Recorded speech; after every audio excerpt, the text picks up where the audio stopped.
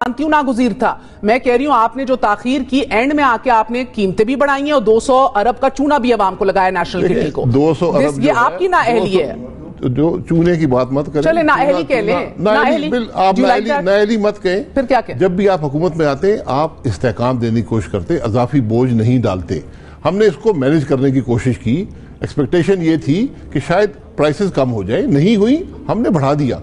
और आज पेट्रोल और डीजल ओवर सिंप्लीफाई कर रहे हैं। इन दोस्तों, मैं महेंद्र शर्मा स्वागत करता हूं वन वर्ल्ड हिंदी में आपका। उम्मीद करता हूं आप खुश और स्वस्थ है। दोस्तों आइए दिखाते हैं पाक मीडिया की एक और लेटेस्ट डिबेट, जिसमें कैसे पाकिस्तानी एंकर ने अब हुकूमत के इस चमचे को धो के रख दिया। क्योंकि अब इमरान खान के जो गवर्नेंस की वजह से पाकिस्तान में दिक्कत आ रही है, वही दिक्कतें अब नई हुकूमत पाकिस्तान में क्रिएट कर रही है। क्योंकि अभी जो पेट्रोल डीजल के रेट बढ़ाए जा रहे हैं, उनका सीधा सीधा असर पूरी पाकिस्तान के आवाम पे पड़ेगा और हर चीज पे पड़ेगा, क्योंकि सारी चीजें महंगी होगी। अब आने वाले समय में पाकिस्तान के लिए क्या सही व्यवस्था होगी और क्या इमरान खान ने भी चूना लगाया और कैसे अब 200 अरब का नई हुकूमत ने आते ही चूना लगा दिया, और तो इसका क्या प्रभाव पाकिस्तान की इकोनॉमिक पे आने वाले समय में पड़ेगा। इसी को लेकर एंकर ने इमरान इसके नई हुकूमत, शरीफ की हुकूमत के इस चमचे को, जो पूर्व प्रधानमंत्री भी उप प्रधानमंत्री भी रहा है, उसकी कैसे क्लास लगाई है जम के। तो दोस्तों देखिए डिबेट और कमेंट में अपनी प्रतिक्रिया जरूर दें। लास्ट में आपसे रिक्वेस्ट करूंगा, चैनल में नए हैं तो चैनल को सबसे पहले सब्सक्राइब करें, लाइक शेयर कमेंट जरूर करें। दोस्तों जय हिंद, वंदे मातरम, भारत माता की जय। दोस्तों आज के नागुज़ीर और सख्त फैसले ठहर चुके हैं। मुझे ये बताइएगा सर कि तहरीक इंसाफ ने तो जो सब्सिडी दी 40 दिन में, अपने तहरीक इंसाफ की 53 अरब सब्सिडी बनी है। 11 अप्रैल को आपकी हुकूमत आ गई, 15 जून तक यानी कि कल तक रात को अनाउंस हुआ है 197 यानी 200 अरब के करीब आप सब्सिडी दे चुके हैं। All I want to know from you today is, आप इस 200 अरब की जिम्मेदारी लेते हैं? मैं 200 अरब की जिम्मेदारी भी लेता हूं, और जिम्मेदारी इसलिए लेता हूं कि हमने हर कोशिश की कि किसी तरह इस मामले को संभाला जाए, लेकिन ये मुमकिन नहीं। हमारा ख्याल था कि प्राइसेस स्टेबल हो जाएंगी और हम इसको, प्राइसेस नीचे आएंगी तो एब्जॉर्ब कर लेंगे। ये कोशिश थी कि इस सतह पर मेंटेन किया जाए। तो मिसरीडिंग थी आपकी? नहीं, मिसरीडिंग नहीं थी, हमारी कोशिश थी। और आप जो एक गलत, एक क्रिमिनल फैसला था कि 10 रुपए कीमत बढ़ी, आपने 10 रुपए गिरा दी, 20 रुपए का वो फर्क क्रिएट कर दिया। फिर आपने 34 रुपए की पेट्रोलियम लेवी खत्म कर दी, आपने 17%। छोड़ दें उनको एक मैं नहीं सर, मैं बताता हूं ना, मैं बताता हूं सर, मेरा भी कुछ सेगमेंट है, मुझे इजाजत दीजिए।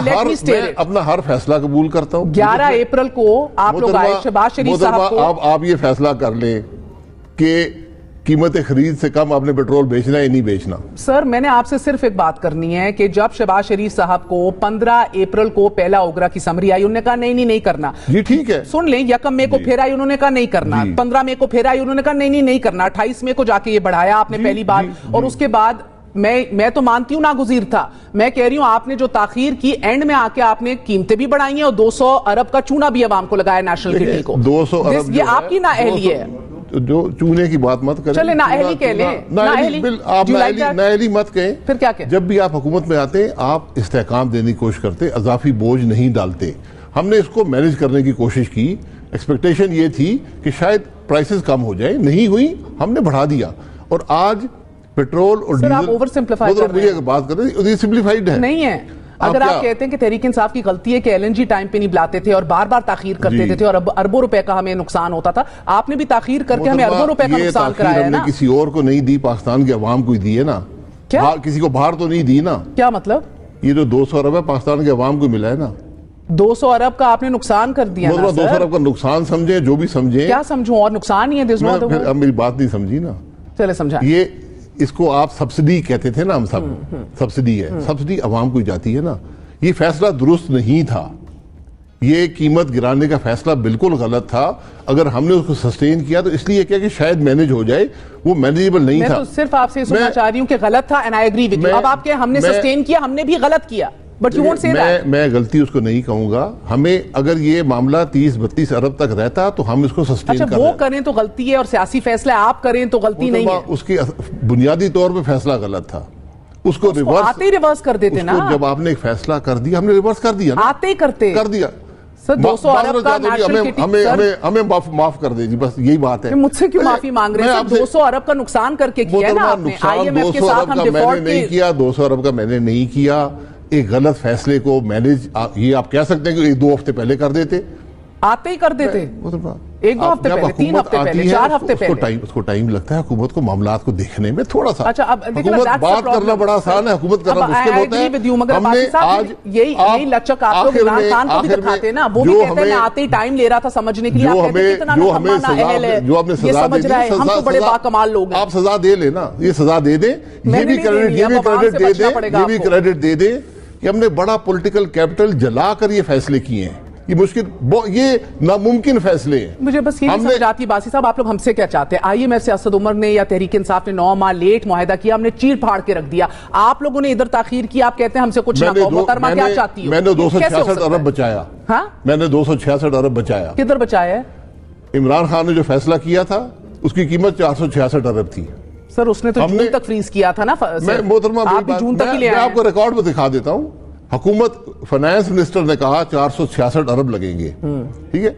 हमने अदब एतमाद किया, उससे आपकी जान भी छुड़ाई और आपको 266 बचाया भी। मैं तो एक्चुअली अगर आप इसको ऐसे देखना चाहती हैं, जब आप पूछ रही है आज आपने जान क्यों छुड़वाई? अगर आपने आके कीमतें ही बढ़ानी थी, IMF की सारी मिन्नतें तरले करके उन्हीं की रीनेगोशिएट भी नहीं करना था, आपने उन्हीं की बात माननी थी। रीनेगोशिएट की बात नहीं है, बात मानने की नहीं है। इस प्राइस इंक्रीज का IMF से कोई ताल्लुक नहीं है। अच्छा, इसका कोई ताल्लुक IMF के प्रोग्राम में नहीं है, ये एक बुनियादी अक्लमंदी है। अच्छा, IMF का ताल्लुक PDL से। अब मुझे ये बताइएगा, PDL आपने 30 रुपए एडमिट किया हुआ है जनाब जी। 750 अरब आपने पेट्रोलियम लेवी के ऊपर बात की है। ये आपके एग्रीमेंट में शामिल है, मैंने नहीं किया। अगर आप ब्लेम ही करना चाहती है तो मैंने नहीं किया। मैं तो आपको ये बता रही हूँ ना, हम तो मारे जाते हैं उधर, हम चीरें फाड़े जबरदस्त सहाफत कर रहे हैं। आज अगर हम सवाल करें तो हम बुरे बात सवाल करें। मैं तो 750 अरब पेट्रोलियम लेवी, और मैंने नहीं कहा कहीं भी कि आपने किया। हम उसको मैनेज करेंगे, हम उसको किस तरह करेंगे सर? बिकॉज ग्रेजुअली अगर मिफ्ता कहते हैं कि हम एकदम तो नहीं अब आवाम के ऊपर इतना बोझ डालने के बाद ये भी 45-50 रुपए और इंक्लूड टैक्स कर दें, तो अगर आप ग्रेजुअली करेंगे फिर तो 750 अरब का आप टारगेट ही नहीं रीच करेंगे। जी, वो मैनेज हो जाएगा। कैसे? वो आपको देख लेंगे। फिर वही 1 साल रहता है ना, आप करने देना, हर बात में आपको नहीं बता सर। अगर आप आज 45-50 अरब करेंगे तो फिर 1 साल में 750 अरब आपका टारगेट अचीव होगा। टारगेट 750 अरब है, आप उसको कहीं और से भी पूरा कर सकते हैं। जरूरी नहीं कि टारगेट रेवेन्यू यहीं से पूरा करें, बैलेंस आउट हो जाता है। हमें थोड़ा मैनेज करने देना, ठीक है। मैं आपको हर बात का भी जवाब नहीं दे सकता हूँ। IMF को भी तो नहीं देंगे। एक सिंगुलर काम था आपकी हुकूमत के पास आके कि बस इस बजट का मकसद ही सिर्फ ये था कि IMF बजट बनना है। उधर आप लोगों ने इतने अनरियलिस्टिक टारगेट्स रख दिए ग्रोथ के। आप IMF बजट क्या होता है सर? ग्रोथ को 5% कह रहे हैं, कोई हंसी रहा है, सियासी लग रहा है, बिकॉज क्योंकि तहरीक इंसाफ ने 6% ले लिया था। IMF को अपीज करना है कि वो हमें पैसे दे। अपीज करने की बात नहीं है। इस हुकूमत पाकिस्तान ने एक एग्रीमेंट किया हुआ है IMF के साथ। आप उसको तोड़ के घर चले जाइए, ये आपकी चॉइस है। मैं वैसे पूछूं सारा, वो क्या कहते हैं कि खाया पिया कुछ नहीं, ग्लास तोड़ा 12 आने। आपको क्या जरूरत थी अपने मत्थे ये सब कुछ लगाने की? कहां पाकिस्तान डिफॉल्ट कर रहा था? इमरान को करने देते ये फैसले। आज आपको मुल्क तबाह हो चुका है। ये आपको किसने कह दिया? मैं कहता हूँ, किसने कहा? ये मेरी राय है।